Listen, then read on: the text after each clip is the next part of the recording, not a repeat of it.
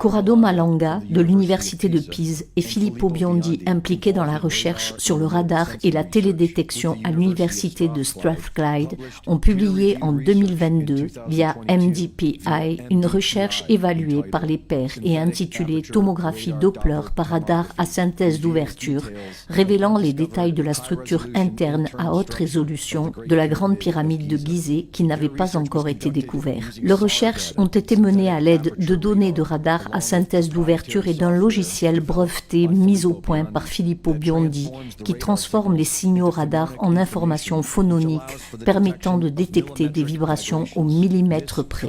Cette technologie de pointe est capable de révéler des structures souterraines invisibles aux méthodes traditionnelles et de révéler des structures internes jamais vues auparavant. Après avoir établi son expertise avec l'utilisation du radar à synthèse d'ouverture pour explorer les structures pyramidales de manière non invasive, l'équipe a publié samedi dernier un communiqué de presse sur son projet en cours. Ce communiqué de presse du 15 mars résume les principaux résultats des recherches de l'équipe sur la deuxième plus grande pyramide du plateau de Gizeh, connue sous le nom de pyramide de Képhren. Et ce qu'ils ont trouvé est étonnant. L'analyse de dizaines d'images tomographiques à l'aide du radar à synthèse d'ouverture obtenue sous différents angles a permis de reconstruire en 3D l'intérieur de la pyramide de Képhren et des profondeurs du plateau. Près de la base de la pyramide, on peut voir 5 structures identiques reliées par des chemins géométriques. À l'intérieur de chacune d'elles se trouvent 5 niveaux horizontaux et un toit incliné. Sous ces 5 structures se trouvent 8 structures cylindriques qui semblent être des puits verticaux creux à l'intérieur et entourés de couloirs en spirale descendants. Ces 8 structures cylindriques alignées verticalement, disposées en 2 rangées parallèles du nord au sud, descendent jusqu'à une profondeur de 648 mètres, où elles se fondent toutes en 2 grandes structures cubiques mesurant environ 80 mètres de côté.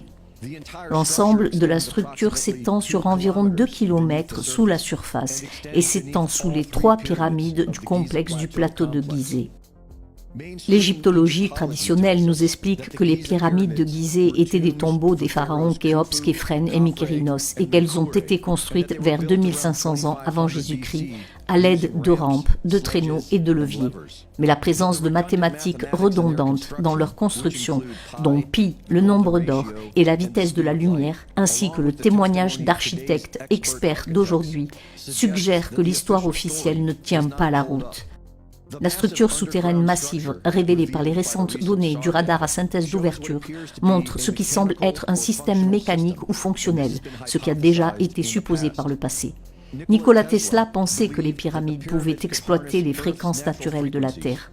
Cela a sans doute inspiré ses expériences en matière de transmission d'énergie sans fil et d'ondes scalaires. Dans la centrale électrique de Gizeh, Christopher Dunn a soutenu que la Grande Pyramide était une machine génératrice d'énergie utilisant les forces résonantes et acoustiques pour convertir le stress mécanique en électricité. Dans l'étoile de la mort de Gizeh, Joseph Farrell a proposé que la Grande Pyramide de Gizeh soit une arme de destruction massive, utilisant un type de physique qu'il appelle paléophysique, pour concentrer l'énergie sous forme d'armes scalaires. Les puits cylindriques pourraient être des conduits pour l'énergie ou les ondes sonores, et les structures cubiques pourraient servir d'unité de stockage ou de stabilisation de l'énergie, comme les composants d'une arme ou d'un générateur à grande échelle. La détection des vibrations dans les structures internes des pyramides reflète toutes ces possibilités.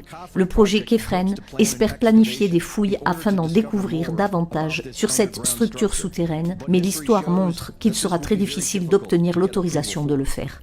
Rapport de Greg Rees.